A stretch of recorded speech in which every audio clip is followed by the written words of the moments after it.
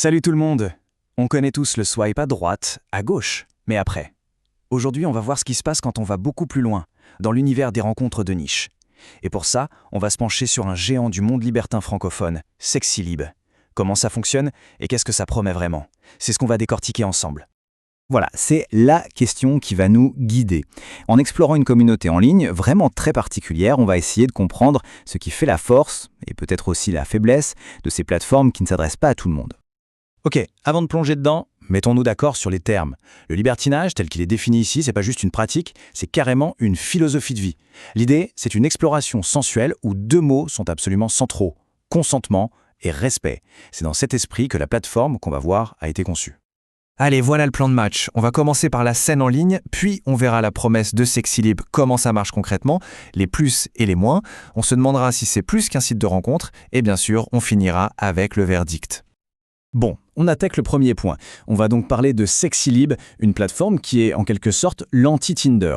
Ici, on ne s'adresse pas au grand public. On vise une audience adulte qui sait ce qu'elle cherche et qui a des attentes bien précises. Alors, quelle est la grande promesse de SexyLib? Qu'est-ce qui fait que des gens viennent sur ce site et y restent alors qu'il y a tant d'autres options? Le cœur du réacteur, c'est de faciliter les rencontres locales pour des gens qui partagent cette philosophie. Et pour ça, le modèle économique est plutôt malin. C'est gratuit pour les femmes et les couples, mais payant pour les hommes seuls. Pourquoi? Eh bien, c'est une stratégie pour maintenir un certain équilibre et éviter que le site soit inondé de profils masculins, un problème classique sur beaucoup de sites de rencontres. Et pour montrer que ça bouge, bim! Dès la page d'accueil, on a des chiffres en direct. Quand on lit ça, 5277 libertins en ligne, près de Paris, ça donne tout de suite l'impression que c'est un endroit vivant, qu'il y a des opportunités. C'est super efficace pour convaincre les nouveaux de s'inscrire. Ok, passons à la pratique. Maintenant qu'on a vu la promesse, voyons comment ça marche concrètement. C'est quoi les outils qu'on a à disposition une fois inscrits? En gros, le site s'organise autour de 4 grands piliers. On a les petites annonces pour dire clairement ce qu'on cherche, des salons de chat pour discuter, une recherche ultra détaillée pour pas perdre son temps, et même un annuaire de lieux pour passer du virtuel au réel. C'est tout un écosystème en fait. Et voilà un exemple typique. Ça donne une bonne idée du ton. C'est direct, c'est précis. Des termes comme FFH pour femme, femme, homme ou mélangiste, c'est le jargon du milieu. Au moins, il n'y a pas de place au doute, on sait pourquoi on est là. Et ça, franchement, c'est un des plus gros points forts. La recherche avancée, c'est de la haute précision. On peut filtrer par lieu, par type de profil, par pratique recherchée, et même voir qui est en ligne à l'instant T. Pour une communauté avec des attentes aussi spécifiques, c'est l'outil idéal. Bon, évidemment, le monde parfait n'existe pas. Il est temps de mettre les choses en balance, de regarder ce qui marche très bien et ce qui coince un peu en s'appuyant sur les avis des gens qui l'utilisent vraiment. Alors, du côté des plus, on a des arguments solides. La gratuité pour les femmes et les couples, la communauté très active, les outils précis. Mais de l'autre côté, dans les moins, on trouve des trucs assez importants. Pas d'appli mobile dédié, une interface qui fait un peu vieillotte, et le risque, comme partout, de tomber sur des faux profils ou les gens un peu insistants. Et les notes issues des analyses confirment bien cette impression. Un 9 sur 10 pour le nombre de membres actifs, c'est excellent. Ça veut dire que les sites vie, un 8 sur 10 pour le ratio homme-femme, c'est la preuve que leur modèle économique fonctionne. Par contre, on voit que la note baisse un peu sur le risque de faux profils, ce qui rejoint les critiques. Voilà le témoignage qui fait plaisir, celui qui montre que quand ça marche vraiment bien. Pour ce couple, le site a été un vrai facilitateur. Il a rempli sa promesse à 100%. C'est exactement ce que sa cible principale recherche.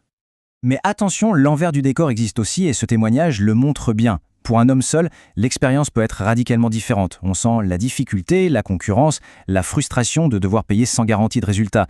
Ça montre bien que l'expérience sur le site dépend énormément de qui on est. Ok, mais alors, est-ce que SexyLib, c'est juste un catalogue pour organiser des rencontres? Ou est-ce que ça va un peu plus loin que ça? Et la réponse, c'est que oui, ça va plus loin. Prenez les forums, par exemple. C'est un lieu d'échange, d'entraide, où les plus expérimentés conseillent les débutants. Quelqu'un qui se pose des questions avant sa première soirée en club peut y trouver des réponses et être rassuré. C'est un vrai plus. Ce tableau, il résume assez bien l'esprit du site. On voit bien que les valeurs de respect, de communication et même d'éducation sont mises en avant. L'idée n'est pas juste de consommer des rencontres, mais de participer à un épanouissement sexuel plus global, dans un cadre bienveillant. Allez, c'est le moment de conclure. Quel bilan on peut tirer de tout ça? Au final, SexyLib, on y va ou on passe son chemin? Eh bien, le verdict est nuancé. En fait, ça dépend vraiment du profil.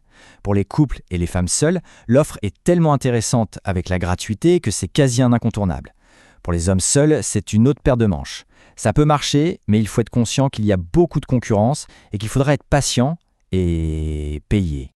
Et les notes finales qui ressortent de l'analyse, C'est un très solide 8 sur 10. Pourquoi ? Parce que malgré ses défauts, comme son interface un peu datée, la plateforme remplit parfaitement sa mission pour son cœur de cible. C'est une ressource efficace et précieuse pour la communauté libertine. Et on finit là-dessus avec une question pour la route. Le succès de plateformes comme Sexylib, qui créent de véritables communautés hyper spécialisées, est-ce que ce n'est pas ça finalement l'avenir de la rencontre en ligne ? Loin des applications généralistes géantes. Le débat est ouvert.